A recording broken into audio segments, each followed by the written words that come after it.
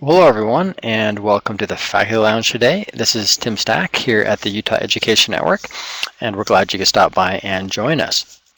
As you can see today we have Justin Brooksby from our department here who is going to share with us a great online photo editor called Pixlr.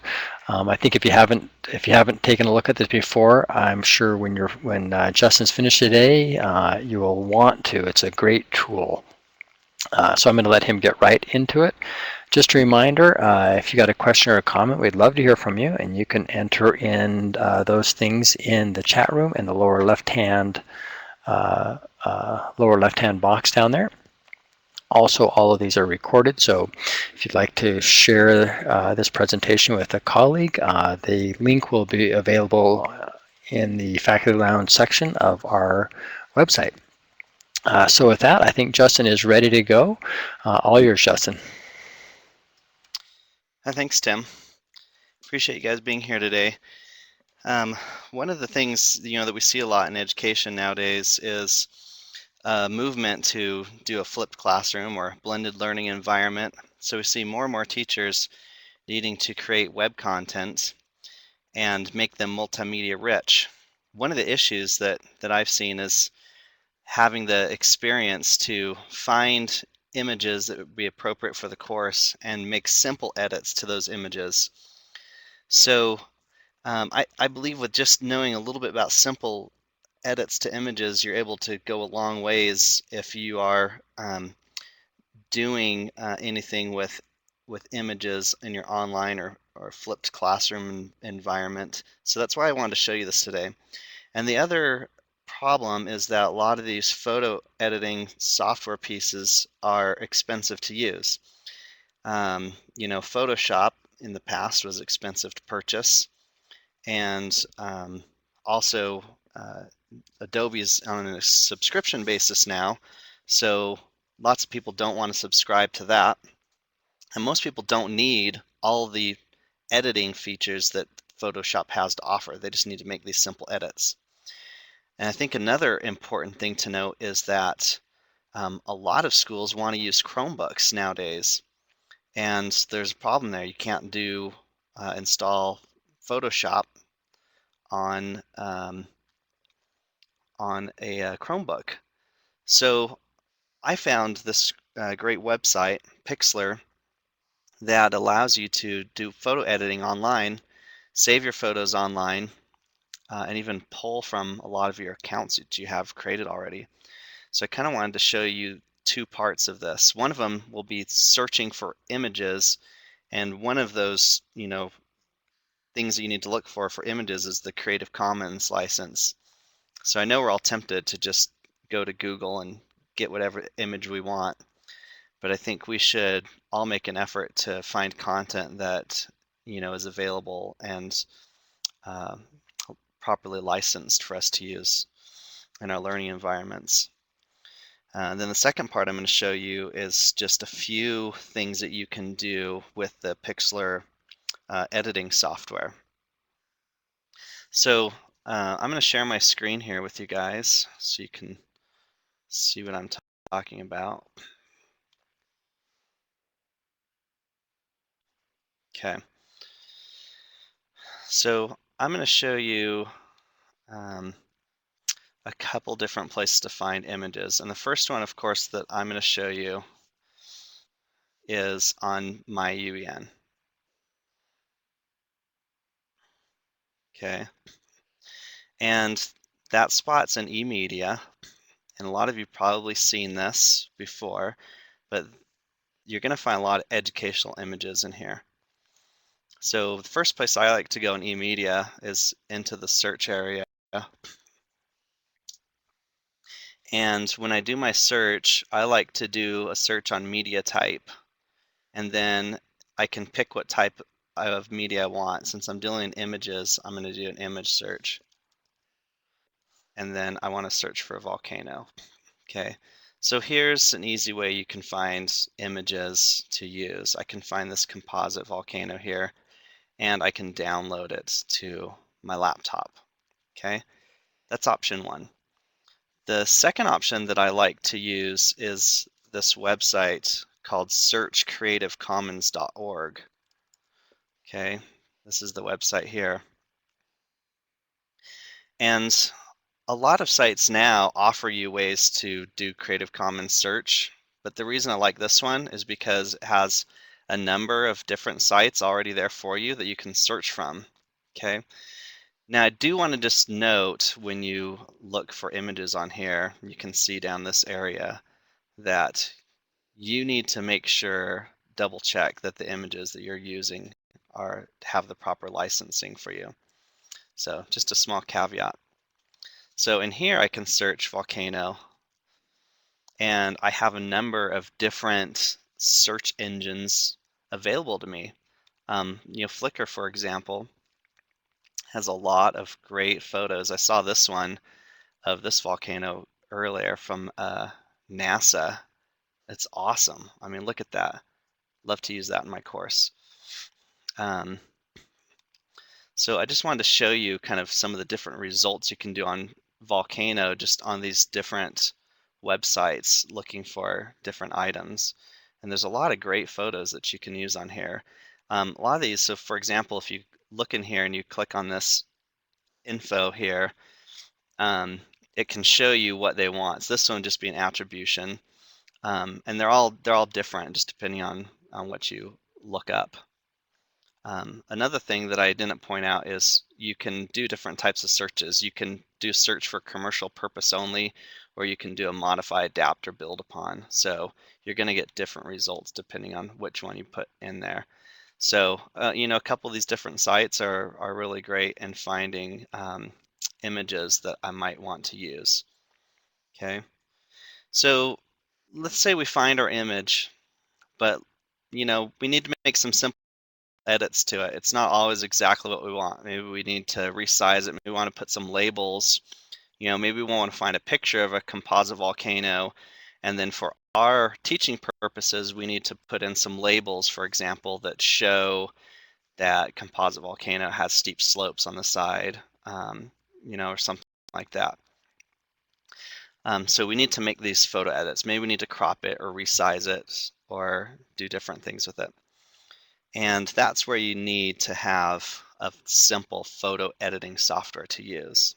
So the one that I'm using is the Pixlr, and if I go to just pixlr.com, it's always fashionable to leave out vowels out of your website, right? So there's kind of three different options here. I'm only going to show you two of these. One's this Pixlr Editor. It's the most advanced editing software. Then you have the Pixlr Express, which is just quick photo edits. And then this one's just kind of goofy. It's just simple changes to your photos. So I won't even bother showing you that, but you can look at it later. So the first example I wanted to give you is I teach my UEN web class online, and also, we teach that on Canvas, and I get to see a lot of people's my UEN accounts. And something I always notice, and I don't know why this bugs me, but the images that people use for their photos are always like squished or not sized right, or sideways, and I'm like, oh, just with simple fixes they could change this.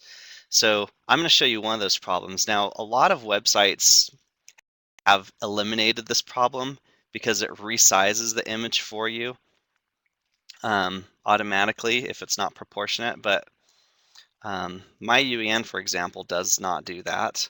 And I'm going to give you an example of what I'm talking about. So this is my UEN page.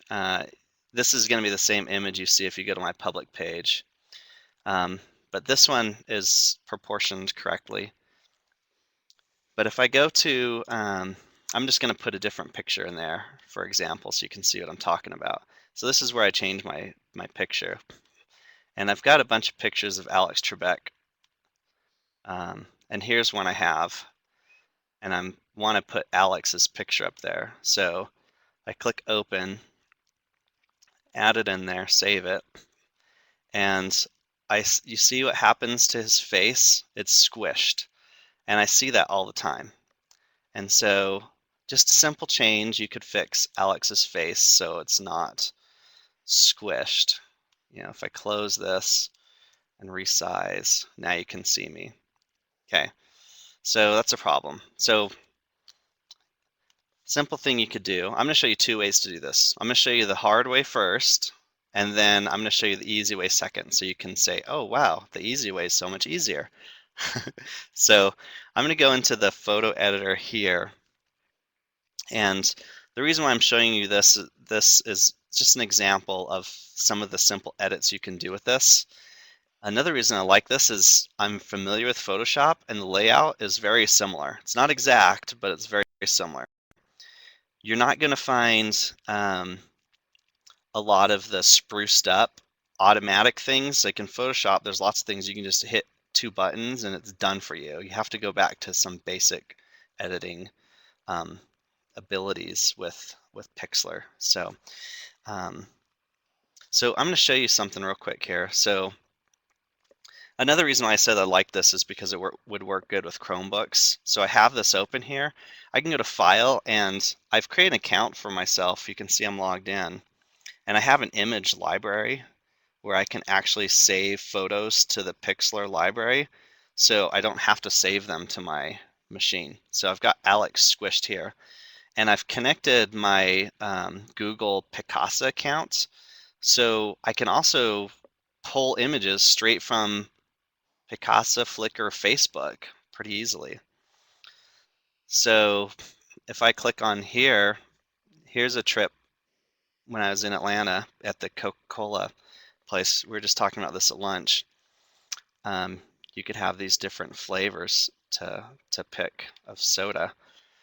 And so see how easy that was to import that image from Picasa? So, I mean, for students, that's pretty easy, just connecting their Google account if you have Picasa enabled on there. And then you can make edits to it, okay? So the edit I'm going to show you, though, is the Alex Trebek edit. So I have that on my computer right now. I'm not going to use the squished one, as that's already messed up. So I'm just going to open up the photo from my computer. Here's the wide shot of Alex, okay? So the reason why it squishes is because it's trying to put this entire image into, if you look back at this, it says that it needs an 80 by 80 sized photo. That's really small, and it's also square. So 80 wide by 80 tall. And so what it's doing is it's taking this image and it's squishing it together so it becomes 80 by 80. A lot of software out there automatically crops it for you, so you don't have to worry about that. But just in case you do need to make this change, here's how you do it. So I have my photo. I know I want it to be 80 by 80. It's not that now. So the first thing I'm going to do is go and change my image size. Okay. Now what I'm going to do is change the smallest pixel size to 80 pixels. Okay. So now it's going to be 80 by 192. Make sure you keep this constrained proportions on. Okay. And the reason why I'm changing the smallest amount is because I know I'm going to crop the largest amount off of this. Okay, so there's my new image size. So I know that it's 80 tall now. Now what I want to do is just get rid of the stuff that I don't want. So I'm going to go over to this selection tool here. And what I'm going to do on this, Photoshop has the same thing, is I'm going to just change this to a fixed size. You could also do a aspect ratio if you want, but I'm going to do a fixed size, and I'm just going to say 80 by 80.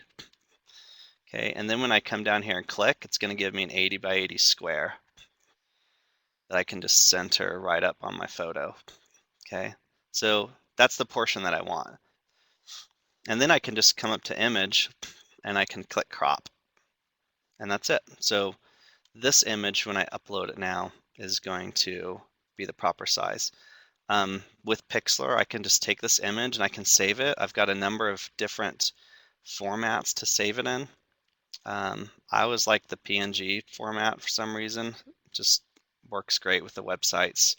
You can do transparent backgrounds pretty easily on them. Okay, so I'll just put Alex fixed, and save that to my computer. Okay, if I'm on a Chromebook, the best thing to do is I can just save it to my Pixlr library, and I can just say, let's call this one Fix2, and now it's saved online to the Pixlr library, and I can access it from anywhere. So that's kind of the hard way. If that seemed hard, that's a hard way to make a edits on a photo. So now I'm going to show you the easy way to do it. I'm not going to save this, and I'm just going to go back on my browser here, go to the main page, and I'm going to click on this Pixlr Express. This one's just kind of fun. I went into it today, I noticed it had some Easter items on it, so you can send out your Easter photos to the family if you want. I can click this webcam here and capture a picture right from my computer if I want. So that's great, it's easy to use. But for this, I'm just going to use this browse function. I'm going to pick the same one, Alex Wide, and then I have these quick fix buttons down at the bottom. Here's the Easter overlays if you want to use them.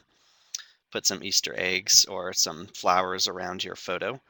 But I'm just going to do some adjustments now. So the first thing that we do, just like we did with the last, is we're looking at resizing. We're going to crop this image. Okay. Now this one's, I really like how easy this is because it has these different aspect ratios here. And I know that my aspect ratio is 80 by 80, so it's a 1-to-1. And so if I change that, all I have to do is line that up. And I can hit apply. And now I have a proportionate 1-by-1 photo. And now I can just resize it. And I'm going to make sure I keep proportions. And I know I want it 80 by 80.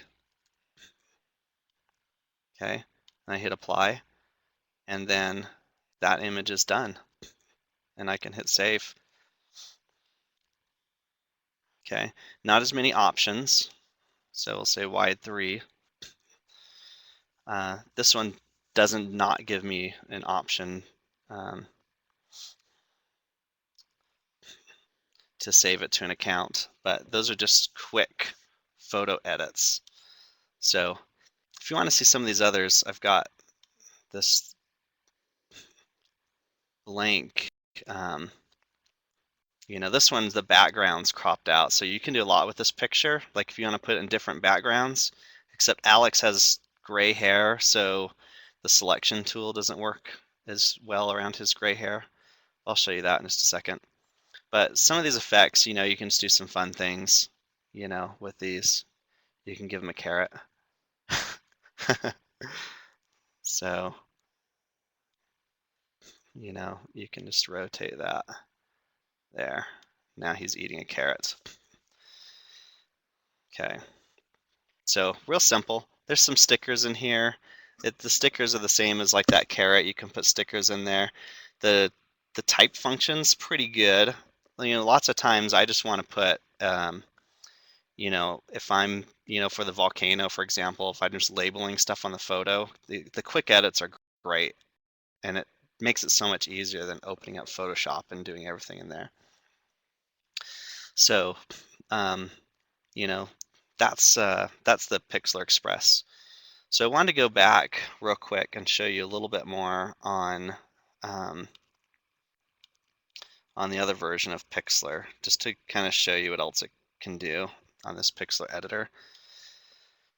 So I do this a lot. I don't know, it's just fun to me I think it's fun to everyone to just kind of, you can cut people out of pictures and put them in different pictures. And so I'm just going to show that you can do that. So you can put your picture and you can pretend you're in Hawaii, put it on your Facebook. Oh, I was in Hawaii. Do all these fun stuff with it. So I'm going to take Alex Trebek and I'm going to put him in the Jeopardy studio. Okay. Now, this is going to be easier than normal because I have a white background for Alex, but you can do this with colored backgrounds. You just can't use the magic wand. So what I'm going to do is just open an image from here, and I have the Jeopardy wallpaper, which I'm going to open up first.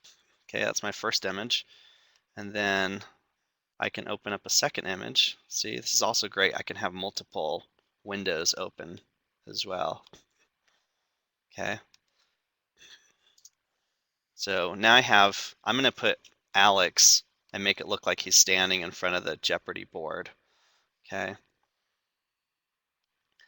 So I'm just going to pull this open, and the easiest tool is this magic wand. What this is it's a selection tool, and what it's going to do is just go find the edges of color for you, so where this white intersects with the color. So if I click on there, see how it kind of automatically selects this area, and then if I just hold Shift key on my computer, I can select my second area, and it selects that other area. Okay. If something to note here is that you have this tolerance level that you can change, and I was playing with this the other day, and I think I found the perfect tolerance for Alex to be around like 49 to get his picture in. But I'll show you what happens if you change the tolerance on here.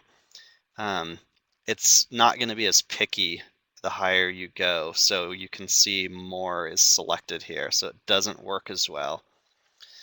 So you can kind of play with this until you kind of get the exact right mix, and as soon as you get that right mix, there'll be less editing to do later. So we'll do 48. Now see, this is what I was talking about. His white hair kind of gets in the way and bugs me there. So let's see if we can change it. Well, maybe 48 wasn't the perfect blend for Alex. Maybe it's back down to 30 or something like that. Okay, that's a little bit better. Okay, so the next thing you have to do when you select this is, this actually selected the white area. You want to select Alex, so you have to select the inverse. Now this is in a different spot in Photoshop. I believe it's under image. It's under a different place. Under here it's under edit, and here you want to invert your selection. Okay, so that's going to actually select Alex. So you make sure you do that, because if you don't, Jared says under the select menu. Yeah, so it's just, that's in a little bit different spot in Photoshop. So now I have him selected, and now what I'm going to do is I'm just going to copy Alex. So I'll go edit, and oh, maybe it's under image. No. Oh, here it is. Edit, copy. Okay, so now it's copied. And now I'm going to pick the Jeopardy board, and I'm just going to edit, paste it on top. Okay, so there he is. Now he doesn't have a body, so I need to put him some spot where he doesn't look funny. Maybe it's over in this corner here. Okay, so he's standing in front of the board. Now you notice there's kind of an annoying white line on it. What I like to do is I like to use a smudge tool. This is kind of my cheat way to get rid of that white line. And so using the smudge tool, you can see that my pen pointer is kind of big, my brush. If I do that, it's going to be kind of sloppy. See if I, oh, one thing to do before you do this, actually, let me show you. You're going to want to take this layer, and you're going to want to flatten this, okay? So right now we have, if you look on here, we've got 2 layers, which is great because layers are the all-important thing in photo editing. You want to have layers. You can do a million things with layers, so I really like this supports layers. But what we want to do is flatten this image, and then we can work with it a little bit better. So here's what I mean. If I take a swipe, it's pretty big. I don't want to do that much. So I just want to do a little swipe. So I'm going to change this brush, just do a soft swipe, maybe a little bit bigger. Now it's not going to be super important because this isn't going to be in print, but if I just take this and then kind of drag it along here, it just smudges that out ever so lightly. I should do a Bob Ross voice here talking about this. So this is just real, yeah, this might not be the best one. I can see kind of my smudge lines on here. I'd probably want to turn down my strength a little bit so it doesn't look as sloppy. But you just go in here and blend that in. Okay, so that's what I like to do. And so now I have my picture. It looks like Alex is standing in front of the Jeopardy board. So one last thing I wanted to mention before I finish up here is that this is probably not the best tool to use for doing like higher resolution printed material. So when you do kind of the printed material, you're looking for something higher than like a 300 resolution. This is probably around like 700. So it's not like you can do something on here and print it like on a huge poster. So anything you do on here really is going to be for online web related images. So just that small caveat. Don't think that you're going to use this for publishing or anything like that. You'll probably want to get something for that. So anyways, that's what I wanted to show you with this. It's, you know, some pretty easy edits to do. It's free. It works on Chromebooks. It integrates great with, you know, Picasa or Facebook or any other place you store your images. You can store your images online. It's cloud-based. And for me, it does a lot of the things that I want to do that I normally do with Photoshop. You know, nothing fancy, but it has a lot of features for being a free resource. Is there any questions that anyone might have before I finish up here? I'll say questions that I'll know the answer to.